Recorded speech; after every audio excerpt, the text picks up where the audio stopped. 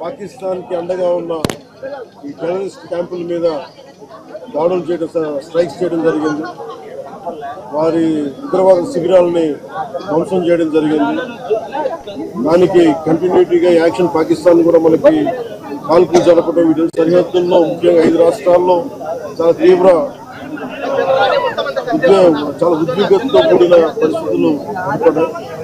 ఆ క్రమంలో మన ఆంధ్రప్రదేశ్కి సంబంధించిన మురళీ నాయక్ కూడా అగ్నివీర్గా గత 2 సంవత్సరాలు 2022లో వెళ్ళిన వ్యక్తి. మన తల్లిదండ్రులతో మాట్లాడుతూ ఉంటే ఒకటే చెప్పాను, నేను దేశం కోసమే పుట్టాను, దేశం కోసమే చనిపోతాను అనేది పదే పదే చెప్తా ఉన్నాడు. ఎందుకు నాయన మనకు ఆ ఉద్యోగాలను తండ్రి అంటున్నా కానీ నేనమ్మా నాకు రైల్వే ఉద్యోగం వచ్చినా రైల్వే ఉద్యోగానికి పోలేదు, కేవలం దేశం కోసం పనిచేస్తాను, నేను దేశం కోసం చచ్చిపోతాను అన్న కమిట్మెంట్ ఉన్న వ్యక్తి. కానీ దురదృష్టవశాత్తు చాలా చిన్న వయసులో 23 ఏళ్ల వయసులో తన ప్రాణాలని కోల్పోవాల్సి వచ్చింది. పదే పదే మొన్న కూడా ఏం చెప్పారంటే, నిజంగా ఉగ్రవాదుల తోటాలు కానీ సరిహద్దుల యుద్ధాలు కనుక జరిగితే దాని పర్యావసనం, దాని ప్రాణాలు మొత్తం సమస్త భారతంలో కనిపిస్తూనే ఉంటాయి, దాన్ని ఎక్కువ అవుతూనే ఉంటాయి. దానికి ఒక బలమైన ఉదాహరణ మురళీ నాయక్ గారి మరణం. చాలా చాలా బాధ కలిగించింది. 23 ఏళ్ళ చిన్న వయసు. మన ఎవరు భారతదేశంలో ఎవరు యుద్ధం కావాలని కోరుకోలేదు, ఎప్పుడు మన పరాయి దేశాల మీద యుద్ధం చేయలేదు. మనల్ని సంరక్షించుకోవడంలో మన యుద్ధం చేయని తప్పక పరిస్థితులు. అలాంటి పరిస్థితుల్లో దీనికి మొదటిది కారణం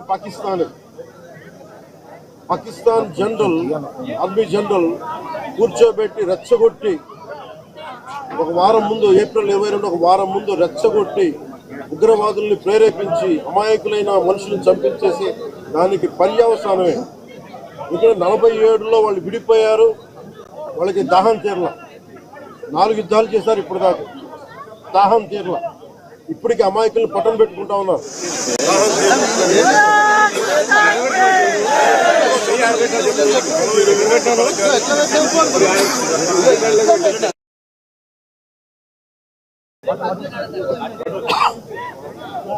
నిన్న కూడా చూసాం, సీజ్ ఫైర్ అన్న తర్వాత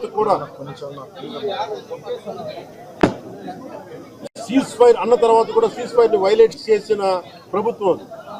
అక్కడ నిజంగా చెప్పాలంటే ఒక బనానా రిపబ్లిక్. దానికి ఎవరు మాస్టర్స్ తెలియదు పాకిస్తాన్. వాళ్ళు చేసే అరాచకాలు, వాళ్ళు చేసే మనకి స్పాన్సర్డ్ టెర్రరిజం ఇండియాకు ఒక ఇబ్బందిగా తయారైంది. ఇది మన ముంబై దాడులు కావచ్చు, కశ్మీర్ లో ఎథ్నిక్ క్లెన్సింగ్ కావచ్చు, ఇది ఒక రిపీటెడ్ మన కోయంబత్తూర్ దాడులు కావచ్చు, పేలుళ్లు కావచ్చు, జామా మస్జిద్ పేలుళ్లు కావచ్చు, లేదా గతంలో జరిగిన మనకి గోకుల్ చాట్ పేలుళ్లు కావచ్చు, లుంబిని పార్క్ పేలుళ్లు కావచ్చు, ఇవన్నీ కూడా ఎక్కడో చోట దీనికి ఒక ముగింపు పలకాలి, దీనికి ఒక బలమైన గుణపాఠం చెప్పాలనేది నరేంద్ర మోదీ గారి అందరికీ ప్రజలందరూ కోరుకున్నారు. ఆయన దీనికి ఇప్పుడే సోదరులు గౌరవ మంత్రి ఐటీ అండ్ ఎడ్యుకేషన్ మినిస్టర్ వారు అనౌన్స్ చేశారు. గౌరవ ముఖ్యమంత్రి చంద్రబాబు గారి తరఫున, అలాగే నరేంద్ర మోదీ గారి తరఫున ఇక్కడికి మంత్రివర్గం అందరం ఉన్నాం. ఇక్కడ అందరం కూర్చొని, మేము ముగ్గురం కూర్చొని ఇందాక గౌరవ ముఖ్యమంత్రి గారి సూచనల మేరకు ఇందాక సోదరులు మన లోకేష్ గారు చెప్పినట్టుగా దాదాపు 50 లక్షలు ఎక్స్గ్రేషియాని ప్రకటిస్తూ ఉన్నారు. అలాగే ఒక 5 ఎకరాల పొలం అని కూడా తెలియజేశారు. అలాగే 300 గజాలు ఇంటి స్థలం అని కూడా అనౌన్స్ చేశాం. అలాగే ప్రభుత్వంలో వాళ్ళకి ఎవరికైనా సరే, వాళ్ళ నాన్నగారికి కానీ ఎవరికి కానీ ప్రభుత్వ ఉద్యోగం కూడా ఖచ్చితంగా ఇవ్వాలనేది క్యాబినెట్లో ముందు పెట్టి నిర్ణయం తీసుకుంటాం. ఇవన్నీ కాకుండా నేను అదనంగా వ్యక్తిగతంగా నేను కూర్చోబెట్టి ప్రస్తుతం ఒక 25 లక్షల రూపాయలు మన కుటుంబానికి నా వ్యక్తిగతంగా నేను సాయం చేస్తానని తెలియజేసుకుని, ఇది ఇలాంటి పరిస్థితులు రాకూడదని కోరుకుంటాం. కానీ దురదృష్టవశాత్తు ఇలాంటివి జరిగినాయి. మనం అందరం ఇలాంటి పరిస్థితుల్లో భారతదేశ ప్రభుత్వానికి, ప్రధానమంత్రి గారికి, అగ్ర నాయకత్వానికి, ఆర్మీకి, నేవీకి, ఎయిర్ ఫోర్స్కి, ఎంటైర్ డిఫెన్స్ ఫోర్సెస్కి ఇది మనం అండగా ఉండాల్సిన సమయం. ప్రతి ఒక్కరూ చాలా ఎరుకుతోటి చాలా జాగ్రత్తగా ఉండాలి. ఎవరు వాళ్ళు వేలాది మంది ఈ లష్కర్-ఏ-తోయిబా లేదా జైషే మహమ్మద్ తీవ్రవాదులందరూ కూడా వాళ్ళు భారతదేశం మీద రకరకాల దాడులు చేయడానికి ప్రయత్నం చేస్తా ఉన్నారు.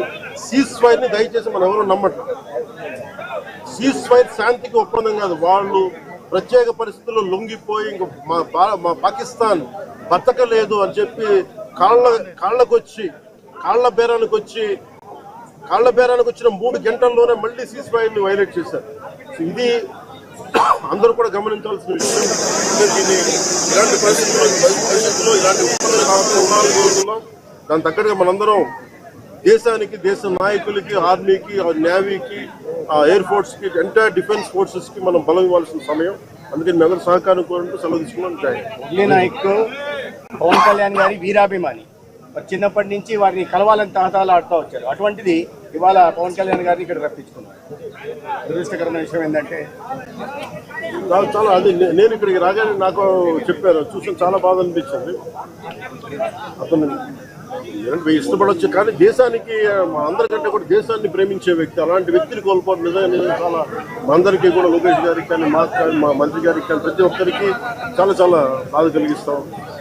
వారి ఆత్మకి శాంతి చేకూరాలని, వారి కుటుంబ సభ్యులకి నా ప్రగాఢ సానుభూతిని తెలియజేయాలని, భగవంతుడు వారికి బలం ఇవ్వాలి. ఈ పుత్ర శోకానికి ఒకే ఒక్క కొడుకు, ఇంకెవ్వరు లేరు, ఒక్కటే ఒక కొడుకుని కూడా చిన్న 23 ఏళ్ళు కూడా 25 ఏళ్ళు కూడా లేదు, 23 ఏళ్ళ వయసులో చనిపోయాడు దేశం కోసం.